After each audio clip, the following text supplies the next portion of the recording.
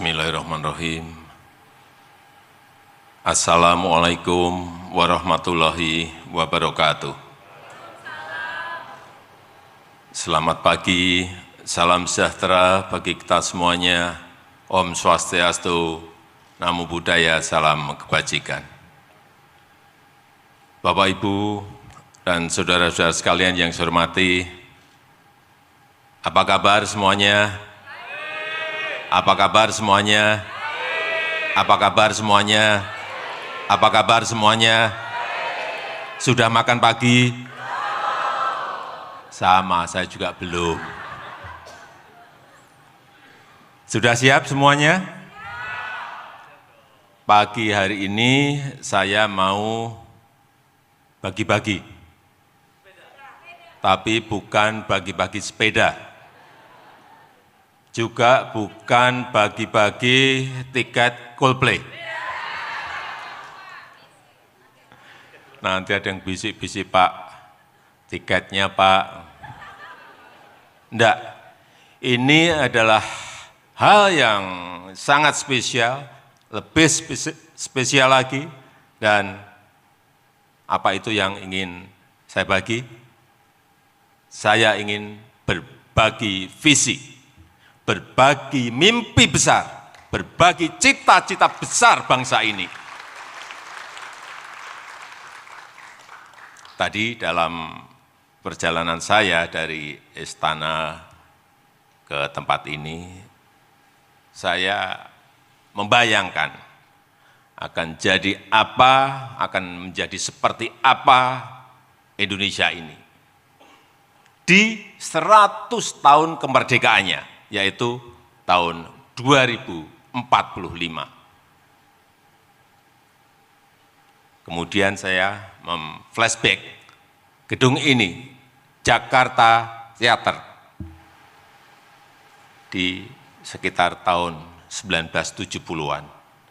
Ini adalah tempat yang paling megah di Jakarta saat itu, tahun 1970. Dan tahun itu, tahun 1970-an, saya belum menginjakkan kaki saya di Jakarta. 1970, belum pernah ke Jakarta saya. Masih di Solo, masih di bantaran sungai, rumah saya. Habis kena gusur. Iya benar, tahun-tahun 1970, dan masih deso banget. Tapi di tahun 2023 ini, saya berdiri di sini sebagai Presiden Republik Indonesia. Artinya apa? Dalam 50 tahun, perubahan signifikan itu sangat bisa terjadi. Jika kita berani, jika kita mau, dan jika kita punya nyali. Jika kita punya nyali.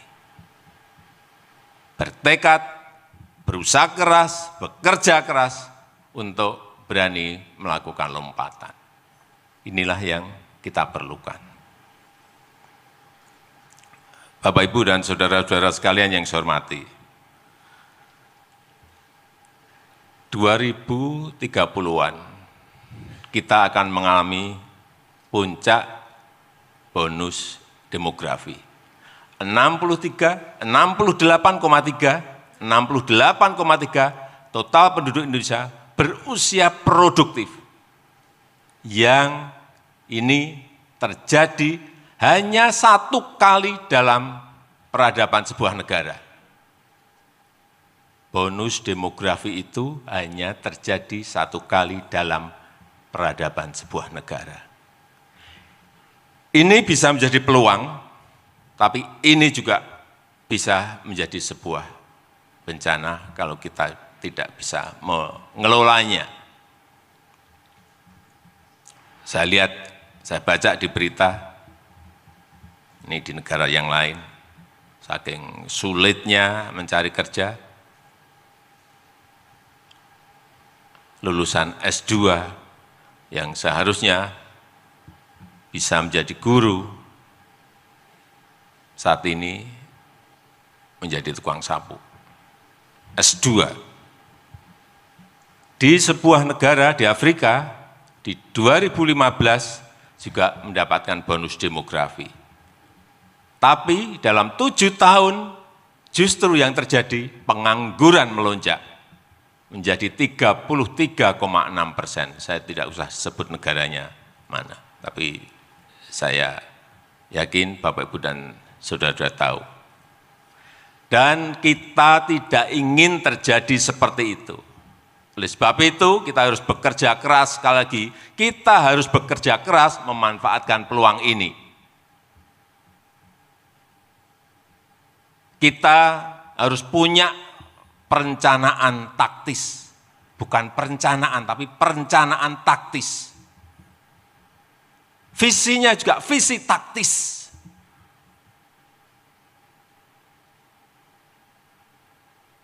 Punya strategi juga yang taktis, karena kita berkompetisi dengan negara lain. Punya strategi besar tapi strategi taktis.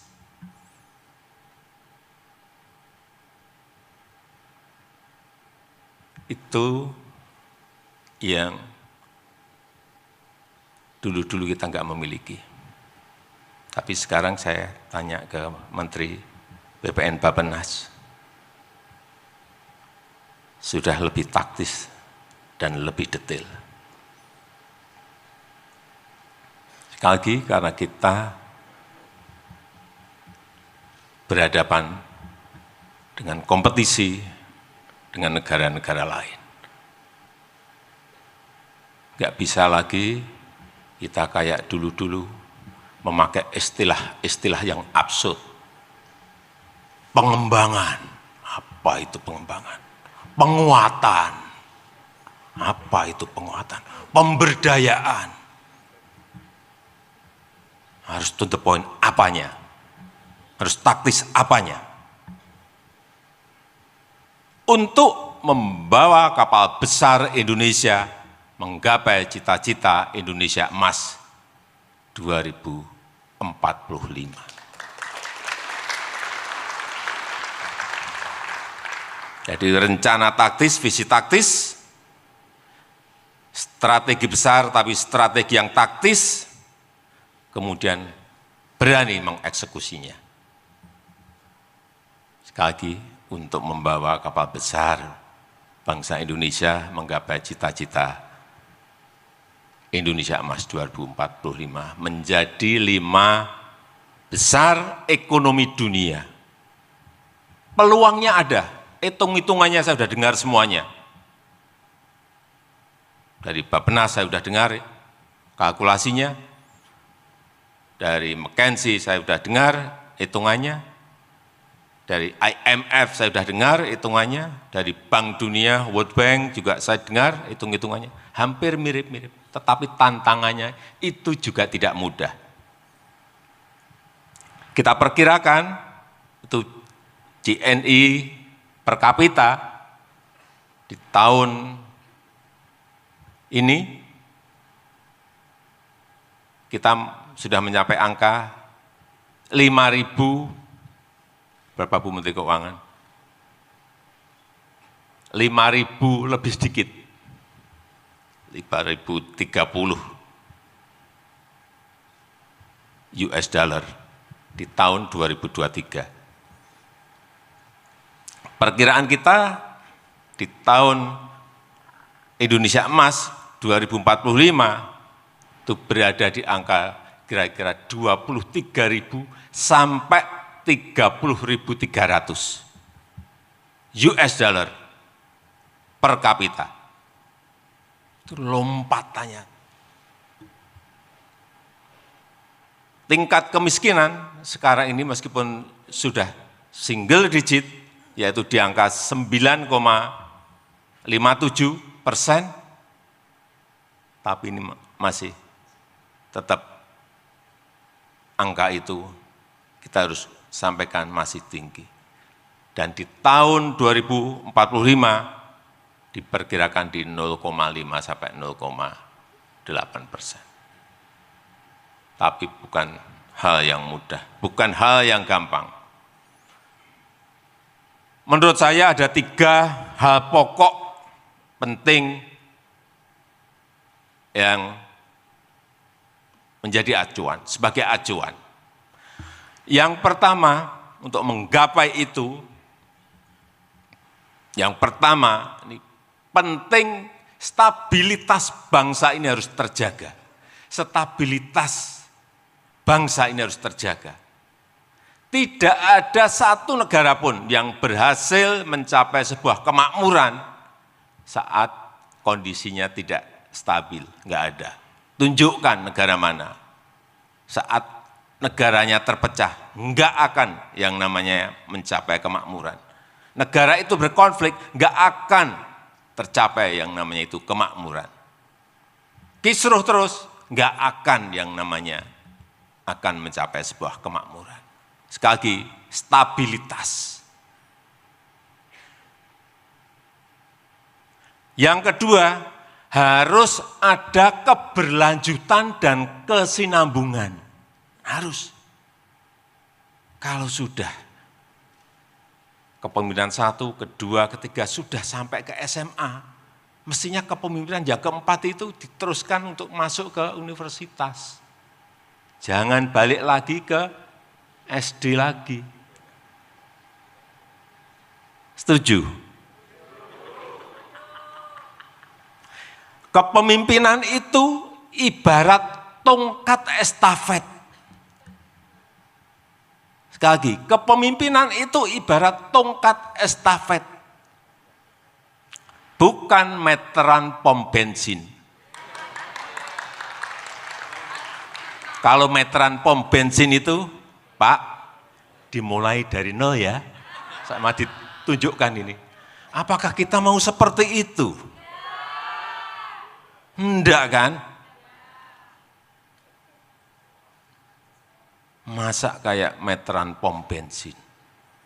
Mestinya kalau sudah dari TK, SD, SMP, ini ya kepemimpinan berikut masuk ke SMA, universitas. Nanti kepemimpinan berikut masuk ke S2, S3. Mestinya seperti itu.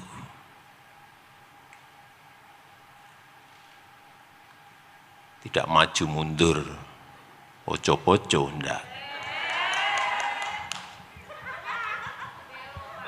Dan pembangunan Indonesia sentris. Penting. Hilirisasi industri sangat penting. Inilah nanti yang akan melompatkan kita. Kalau hilirisasi ini berhasil, kita akan melompat. Membangun misalnya urusan hilirisasi mineral, membangun ekosistem EV baterai. Bagaimana yang dulu kita ekspor hanya mentahan, nikel ekspor hanya mentahan, bisa jadi katot, bisa jadi prekursor, bisa jadi litium baterai. Bagaimana mencapai ekosistem besarnya ini? Ini yang tidak mudah. Perlu kerja detail, perlu dicek terus di lapangan, itu pun bisa meleset. Apalagi tidak. Perkebunan, hasil-hasil perkebunan jangan diekspor mentah-mentah saja. Crude, palm oil, CPO, kenapa enggak dibuat barang setengah jadi dan jadi? Bisa sabun, bisa kosmetik, dan lain-lainnya. Rumput laut, kita punya potensi yang sangat besar sekali. Tapi jangan diekspor mentahan. Sekarang rumput laut itu bisa dijadikan biofuel. Saya baru lihat, kaget juga saya. Lihat di Jerman. Artinya potensi ini besar. tetapi tantangannya juga besar.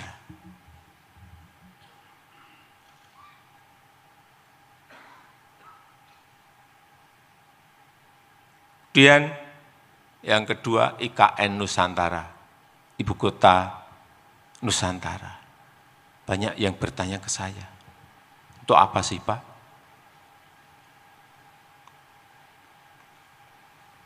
Perlu saya sampaikan, 56% penduduk Indonesia itu ada di Jawa. Dan yang terpadat itu di Jakarta.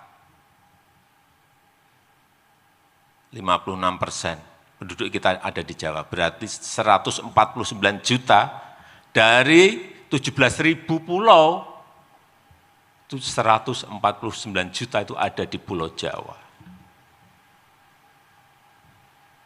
Itu perlu pemerataan. GDP ekonomi kita 58% itu juga ada di Jawa.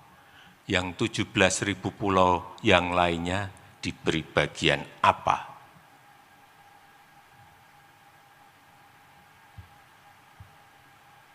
Beban Jakarta itu sudah sangat terlalu padat sekali.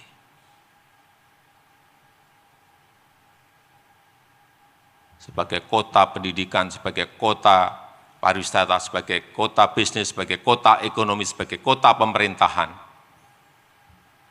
Macet semua kita sekarang ini, di mana-mana. Oleh sebab itu beban harus dikurangi, pemerataan harus dilakukan. Tidak dalam jangka setahun, 2 tahun, 3 tahun, 4 tahun, 5 tahun yang akan datang. Tetapi kita harus melihat visi yang jauh ke depan.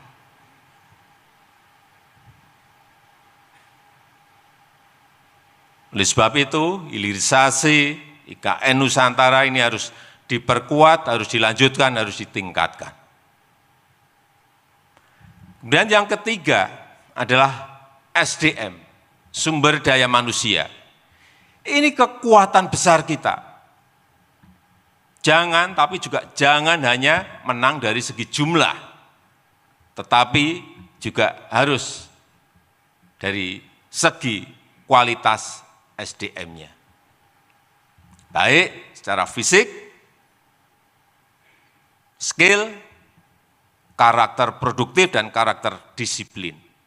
Ini yang harus kita benahi total, termasuk penguasaan iptek.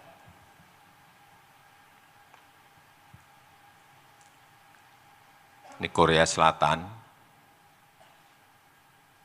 Sebagai contoh, ini dalam 8 tahun mampu keluar dari middle income trap, jebakan negara berpendapatan menengah. Angkanya di tahun 1987,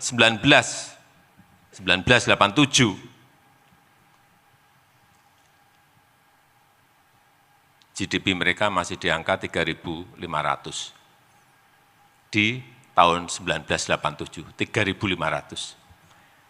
Kemudian GDP di tahun 1995, 8 tahun setelah itu, melompat menjadi 11.800. Lompatan seperti inilah yang perlu kita tiru. Perlu kita contoh. Karena apa? Karena kualitas SDM-nya. Yang fokus pada teknologi dan produktivitas. Bapak, Ibu, dan saudara-saudara sekalian, Indonesia emas tidak bisa hadir otomatis. Tapi, sekali lagi, butuh direncanakan dengan baik. Butuh fokus yang sama. Butuh panduan. Butuh haluan. Sehingga saya harap RPJPN yang diluncurkan ini dapat menjadi pedoman kita bersama. Apa sih pedoman kita? Ada di situ. Dan terlepas dari itu semua, bagaimanapun baiknya sebuah perencanaan, bagaimanapun baiknya sebuah perencanaan akan sia-sia jika tidak dibarengi dengan kemampuan eksekusi yang baik. Nggak ada artinya.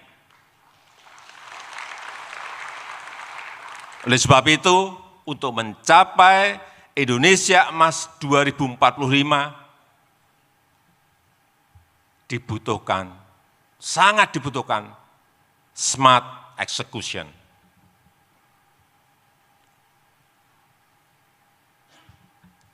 Dan dibutuhkan smart leadership. Oleh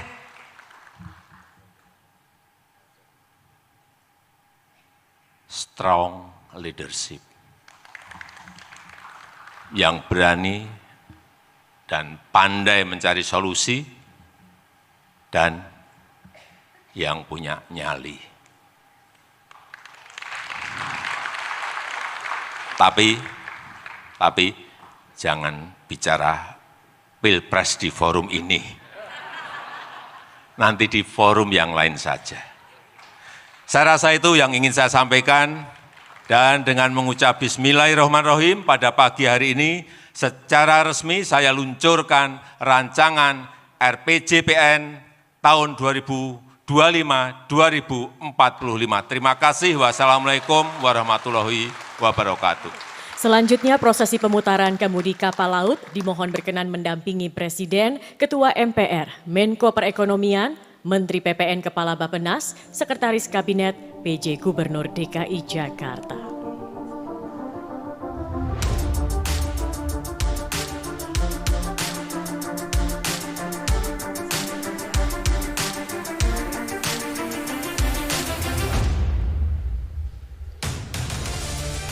Baik, kita akan mulai prosesi pemutaran kemudi kapal laut. Kita akan hitung mundur bersama-sama. 3, 2, 1.